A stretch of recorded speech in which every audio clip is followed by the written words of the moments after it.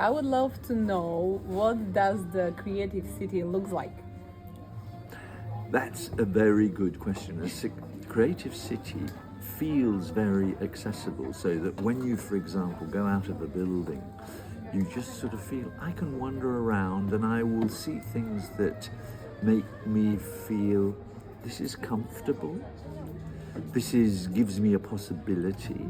I might occasionally feel a bit inspired, but at the same time, I might feel I can just sit down and watch the world go by. That's one dimension. Another dimension is I'm going to work, I've got possibilities, I've got an ambition, and I can fulfill that ambition. The other thing is I'm feeling a bit unwell. There are facilities that will make me feel okay. There will be a park because actually I need some exercise, but I also need some good food, so there will be a market. And then I'll look around and I'll say, hey, this is very distinctive. I've never seen this before.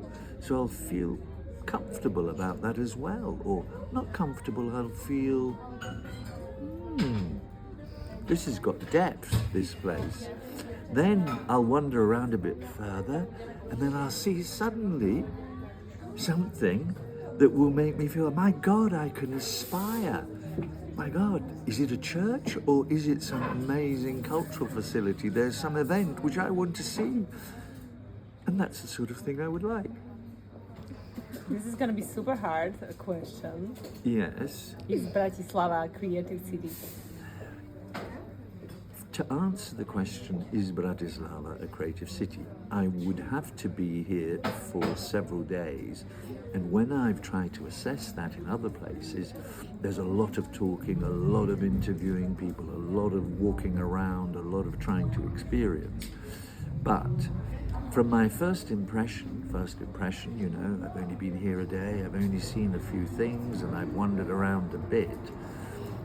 But I'm in the Tuba building, and therefore I'm obviously seeing it from a certain perspective. I'm seeing the way that you, the city, are trying very hard to develop a sort of plan B, an ambition that is slightly bending some of the problems we all know about with transport and so on, to make it sort of feel more livable, easy to walk through and so on. So I think one of the advantages is to say it is becoming a more creative city. So is it a creative city? I often say to people, don't say I am a creative city. Say I'm trying to be an emerging creative city. So looking at the energy of the people I've met, and obviously it's a bubble.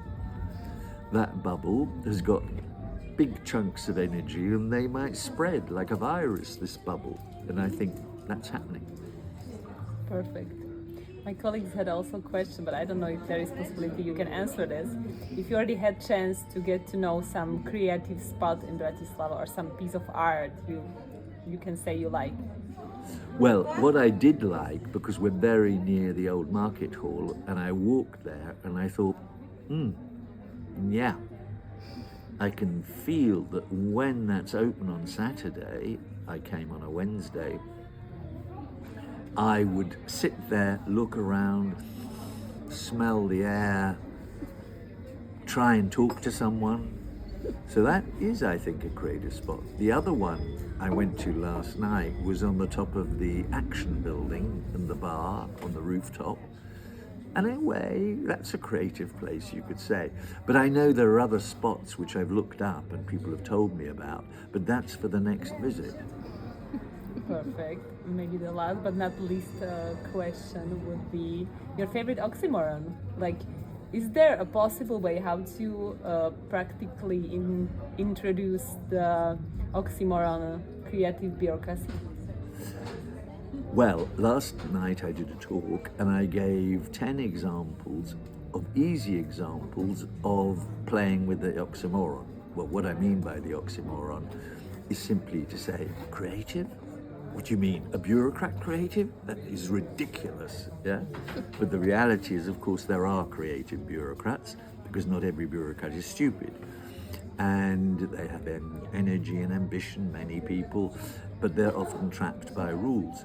But some things are not about rules, they're opportunities. Yesterday, I guess, gave a couple. One, you can appoint a future generations commissioner like Wales did, which is a legal requirement. So you look at every plan and policy through the eyes of very young people. That's an idea. Another idea is that at some point people, about this, created a parklet. When that first was done in San Francisco 15 years ago, people thought, oh, that's crazy.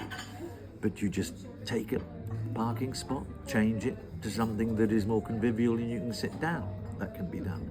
So there are lots of ideas that can be done. It just is a question of saying, well, my slogan always in relation to the creative bureaucracy is, how do you move from a no because to a yes if culture? Easy to say, of course, sometimes a bit difficult to do.